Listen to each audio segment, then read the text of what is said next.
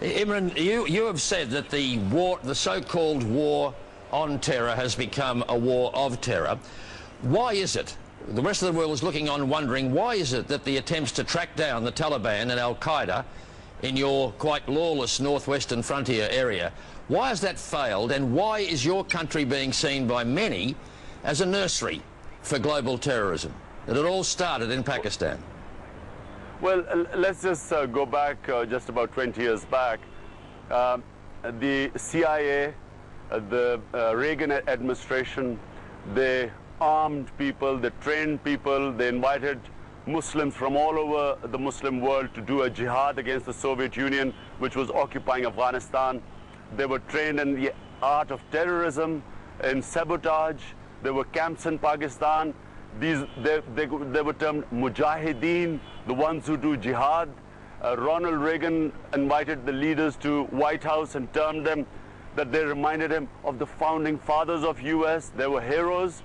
And suddenly now the same people have turned against occupation again of Afghanistan, and now they're called terrorists. Now, unfortunately, this is the big problem in this country, and suddenly switch from mujahideen to terrorists. Now, clearly they have a lot of sympathy here, but what people in West do not realize, that this is on the border areas in Pakistan, what is called Waziristan, and the tribal areas. Half the Pashtun tribes are on the other side in Afghanistan, and half of them are in Pakistani side. Now, there is no border there. This area has never been controlled by any occupying force or any army throughout history, from Alexander downwards. They have fought every invader. Now, to think that suddenly, just because it is US and the NATO which is occupying Afghanistan, that they'll suddenly sit down and accept them, I think it's because people do not understand the history of the whole area. I take your point, Imran, but how do you react then when you hear an American who advises George Bush saying, we must be clear with General Musharraf that if Pakistan won't take out Al-Qaeda, the US will? That sounds like a genuine threat of American military intervention in your country. What do you think most Pakistanis would think of that? My reaction is that it's another moronic statement coming out of US, the sort of moronic statements that got them stuck in Iraq, where there are more than 900,000 people have been butchered because of the most foolish invasion, where they thought they would be greeted with garlands in Iraq, and that people would be celebrating when the US troops entered. And so that's miscalculation. Now the same people, in Congress at least, the majority of public opinion in US says, bring the soldiers back, there is no military solution. Now my question to these people is, if there is no military solution in Iraq, how do they think there is a military solution in Afghanistan and on the tribal areas? George, I'll tell you right now, there is no military solution. The longer they stay there, the worse it's going to get. Eventually, Afghanistan is going to become a bigger quagmire than Iraq.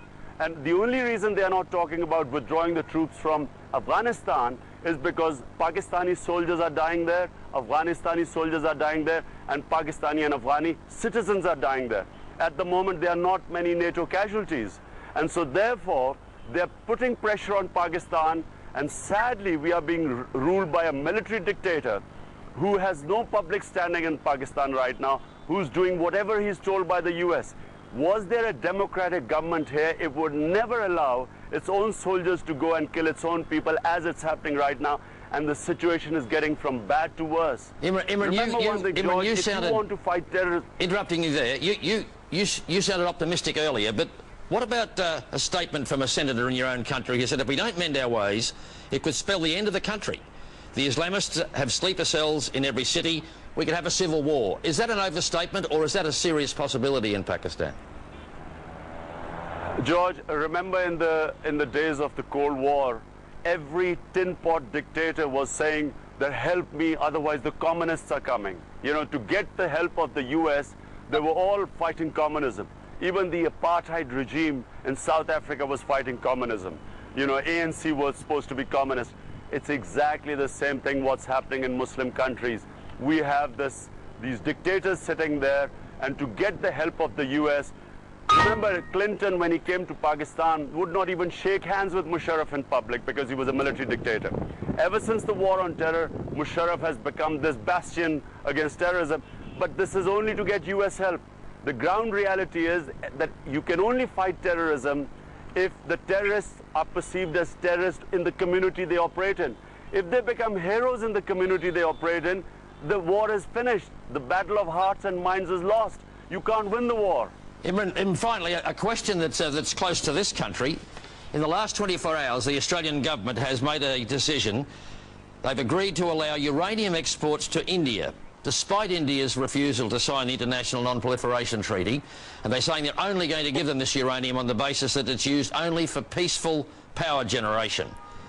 As a Pakistani, and your country's been at odds, and there's been threats of nuclear confrontation between you and India for so long now, how do you react to Australia going into a uranium sale deal with the Indians?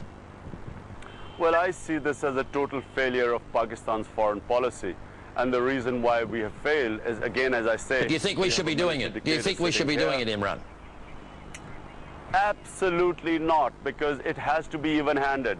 What's going to happen is that the generals here will then use this as a threat that, look, India is getting stronger, so they have to have balance of power. More money will be spent on arms, not on our human beings. We're already not spending enough money on our human beings, which are lacking behind. And so therefore what you're going to have is money diverted from what should be human development into arms development. And we will have a sort of arms race in the subcontinent, which the poor people in either of the countries cannot afford.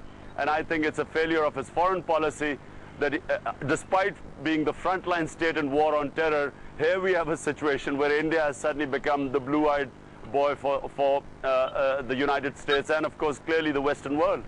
Imran, it's good to talk to you. Good to see you again. And it's good to know that you're still bowling the odd bouncer.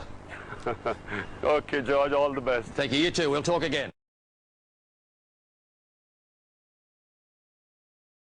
Do you think that the U.S. or UN forces should have moved into Baghdad? No. Why not? Because if we'd gone to Baghdad, we would have been all alone. There wouldn't have been anybody else with us. It would have been a U.S. occupation of Iraq. None of the Arab forces that were willing to fight with us in Kuwait were willing to invade Iraq. Once you got to Iraq and took it over and took down Saddam Hussein's government, then what are you going to put in its place? That's a very volatile part of the world, and if you take down the central government in Iraq, you can easily end up seeing pieces of Iraq fly off. Part of it the Syrians would like to have to the west. Part of eastern Iraq the Iranians would like to claim, fought over for 8 years. In the north you've got the Kurds, and if the Kurds spin loose and join with the Kurds in Turkey, then you've threatened the territorial integrity of Turkey. It's a quagmire if you go that far and try to take over Iraq. The other thing was casualties. Everyone was impressed with the fact that we were able to do our job with as few casualties as we had. But for the 146 Americans killed in action and for their families, it wasn't a cheap war. And the question for the president, in terms of whether or not we went on to Baghdad and took additional casualties in an effort to get Saddam Hussein, was how many additional dead Americans is Saddam worth? And our judgment was not very many, and I think we got it right.